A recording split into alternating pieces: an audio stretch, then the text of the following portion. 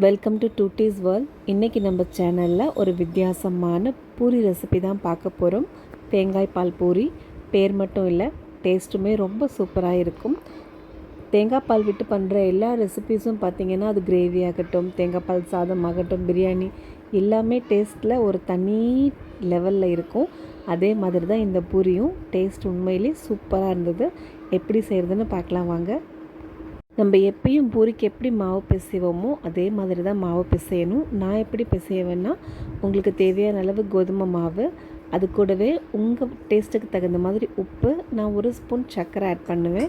அது மேலே இருக்க அந்த ரெட் கலர் வரத்துக்காக வேண்டி, கூடவே ஒரு 3 ஸ்பூன் எண்ணெய் ஊற்றிட்டு, தண்ணிக்கு பதிலாக நான் இன்றைக்கி தேங்காய் பால் விட்டு பிசைஞ்சிருக்கேன். தேங்காய் பால் முடிஞ்ச அளவுக்கு கெட்டியாக எடுத்துக்கோங்க, அப்போ தான் அதோடய டேஸ்ட் நல்லா ரிஃப்ளெக்ட் ஆகும். நல்லா இது பிசைஞ்சிட்டு மேலே கொஞ்சம் ஆயில் தடவி ஒரு துணி போட்டு ஒரு 10 மினிட்ஸ்க்கு மூடி வச்சிடலாம். எதுக்காகனா அந்த சர்க்கரையெல்லாம் கொஞ்சம் கரையிறதுக்காக. இப்போ நல்லா எடுத்துகிட்டு மறுபடியும் 10 மினிட்ஸ்க்கு அப்புறம் இது நம்ம சின்ன சின்ன உருண்டையாக ரோல் பண்ணிக்கலாம். பூரிக்கு நீங்கள் மாவு தேய்க்கும் போது பார்த்திங்கன்னா, ரொம்ப மெல்லிசாக தேய்க்கக்கூடாது. மெல்லிசாக தேய்க்கும் போது உங்கள் பூரி எண்ணெயில் போட்ட உடனே உப்பும் போது பார்த்திங்கன்னா கிராக் ஆகிறதுக்கு, ஓட்டை விழுகிறதுக்கு, எண்ணெய் குடிக்கிறதுக்கெல்லாம் வாய்ப்பு இருக்குது. ஸோ பூரிக்கு எப்பயுமே கொஞ்சம் கனமாக தான் நீங்கள் தேய்க்கணும். பூரி போடுறதுல இன்னொரு முக்கியமான டிப்ஸ் பார்த்திங்க அப்படின்னா, எண்ணெய் எப்பவும் நல்லா ஹாட்டாக இருக்கணும். உங்களோட கையை மேலே வச்சு பார்க்கும்போது எண்ணெயில் இருக்கிற ஆவி உங்கள் கையில் நல்லா அடிக்கிறது தெரியணும். அந்த ஸ்டேஜில் நீங்கள் பூரி போட்டிங்கன்னா தான் பூரி நல்லா பஃப்னு உப்பி வரும்.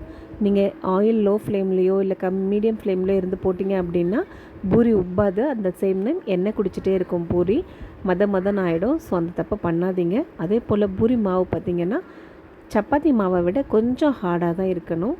இலக்கமாக பிசைஞ்சோம் அப்படின்னா பூரி கிராக் விழுந்துடும். ஓட்டை விழுந்ததுனாவே உள்ளே எண்ணெய் போயிடும். ஸோ பூரிக்கு மாவு பிசையும் போது கொஞ்சம் கெட்டியாக மாவு பிசைங்க.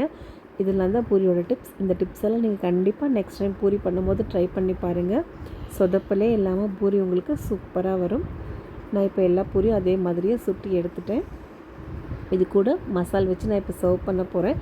கண்டிப்பாக ட்ரை பண்ணி பாருங்கள். Thanks for watching. Bye bye.